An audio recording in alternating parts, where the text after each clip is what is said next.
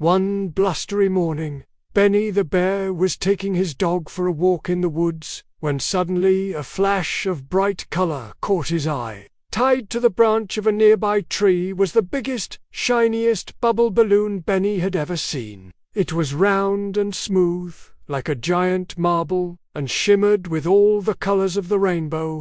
As Benny got closer, he noticed that the balloon was floating just above the ground, barely brushing the tops of the trees. He reached out a paw to try and touch it, but as soon as his rough fur brushed against its smooth surface, whoosh, the balloon began to rise. And before Benny knew what was happening, he was floating up, and away into the sky. At first, Benny was scared, but as the wind tugged him higher and higher, he couldn't help but giggle. The world looked so different from above. The trees were tiny, the river looked like a shiny ribbon, and the houses in the valley were as small as birdhouses. Soon, Benny found himself floating over a land made entirely of candy.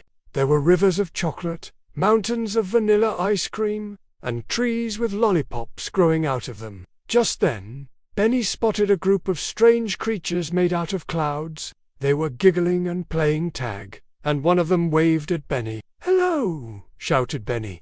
"Can you help me get home?" But the cloud creature just pointed its finger at a sign that read, "No balloons allowed."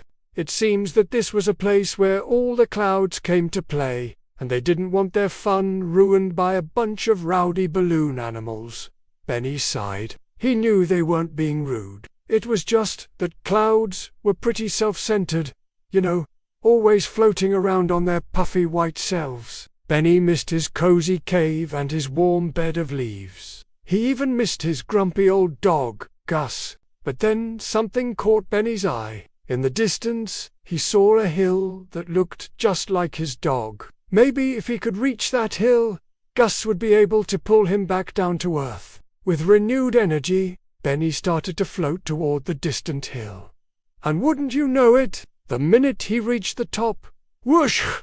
The balloon popped, and Benny and Gus tumbled to the ground in a heap. Benny was bruised and a little bit battered, but he was so happy to be home. From that day on, Benny the bear never let Gus out of his sight, and they both agreed to stay far, far away from any shiny, sparkly balloons.